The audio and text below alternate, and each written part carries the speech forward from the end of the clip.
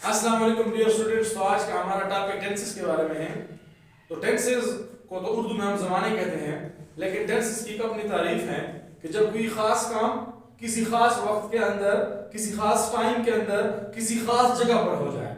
यानी अगर कोई बंदा है, कोई काम कर रहा है, तो वो कोई ख़ास काम करेगा, किसी ख़ास टाइम के अंदर करेगा और किसी ख़ास वक्त पर करेगा। तो आप डिफिनीशन किस तरह बना सकते हैं कि when some action is done in some specific time and in some specific place। तो यहाँ पे हमारे पास तीन चीजें आ गई। एक हमारे पास आ गया प्लेस, यानी एक मखसूस जगह होनी चाहिए, फिर हमारे पास एक मखसूस टाइम होना चाहिए, फिर हमारे पास एक स्पेसिफिक एक्शन भी होना चाहिए।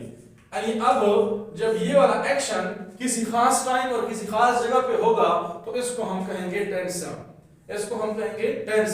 डिफिनीशन आप किस तरह बना सकते हैं कि when some action is done in some specific time, in some specific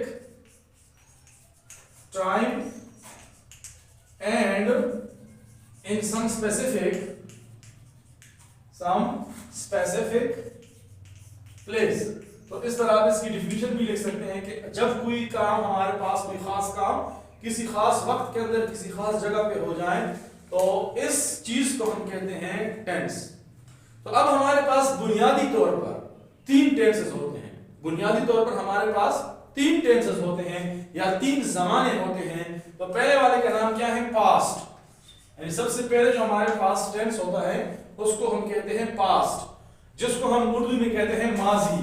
माजी का मतलब गुजरा हुआ जमाना, जो हमारी बातें या हमारे अफ़आल या हमारे काम पिछले जमाने में हो चुके हो उसके बारे में जो हम पढ़ते हैं तो उसको कहते हैं पास्ट। ये एक बुनियादी टेंस हो गया। दूसरा हमारे पास जो है वो होता है प्रेजेंट, जो अभी हमारा मौजूदा जमाना है, यानी हाल में जिसको हम कहते हैं या मौजूदा जमाना, इसको हम कहते हैं प्रेजेंट। जो हमारा मौजूदा वक्त होता है, मौजूदा वक्त में हम जो काम करते हैं तो उसको हम प्रेजेंट टेंस के अंदर डिफाइन करेंगे। और तीसरा जो हमारे पास होता है उसको कहते हैं फ्यूचर। तीसरा हमारे पास टेंस हो गया मुस्तकबिल, यानी जो काम हम आगे आने वाले वक्त के अंदर करेंगे, जो चीज हम आगे वक्त के अंदर खरीदेंगे वगैरह वगैरह। तो एक बुनियादी हो गया पास्ट, एक हो गया प्रेजेंट, एक हो गया फ्यूचर। ये हमारे पास तीन बुनियादी टेंसेस होती है। इसके अलावा हम इस मजीद यानी तीनों को हम मजीद चार हिस्सों के अंदर तकसीम करते हैं। तो फिर हमारे पास टोटल जो तादाद टेंसेस की बन जाती है इज्तिमाई तादाद, तो वो हमारे पास 12 बन जाती है। अब इन तीनों के अंदर वो कौन से चार हिस्से होते हैं? तो उनमें सबसे पहले हमारे पास होता है कॉन्टिन्यूअस, पहले हमारे पास होता है इंडेफिनिट। इंडेफिनिट जिसको हम उर्दू में मुतलक भी कहते हैं। इंडेफिनिट के अंदर ना तो कोई काम जारी होता है ना कोई काम मुकम्मल होता है, यानी इसमें काम बस होता है, ना वो जारी होता है ना वो मुकम्मल होता है, जिसको हम उर्दू में मुतलक का नाम भी दे सकते हैं।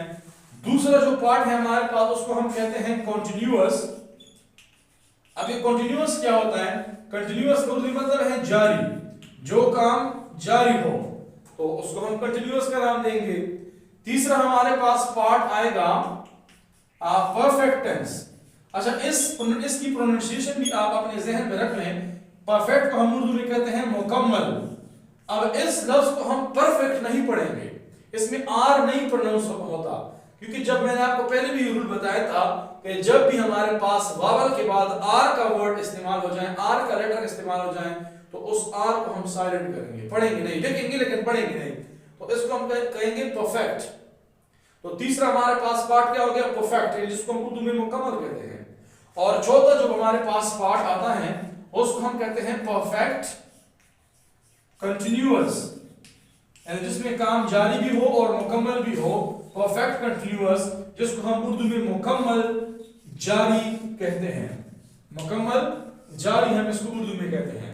तो अब हमारे पास टोटल टेंसेस की तादाद कितनी हो गई? 12। क्यों? क्योंकि पास्ट की भी यही चार होते हैं, past indefinite tense, past continuous tense, past perfect tense, past perfect continuous tense. फिर इसी तरीके से यही चारों प्रेजेंट के अंदर भी हैं, यानी present indefinite, present continuous, present perfect continuous. फिर यही चार फ्यूचर के अंदर भी हैं, future indefinite, future continuous, future perfect continuous. तो बुनियादी तौर पर तो हमारे पास 3 जमाने होते हैं, यानी गुजरा हुआ, मौजूदा और आने वाला। लेकिन फिर हम इसको जब क्लासिफाई करते हैं ग्रुपों के अंदर तो इसके हमारे पास टोटल तादाद बन जाती हैं 12।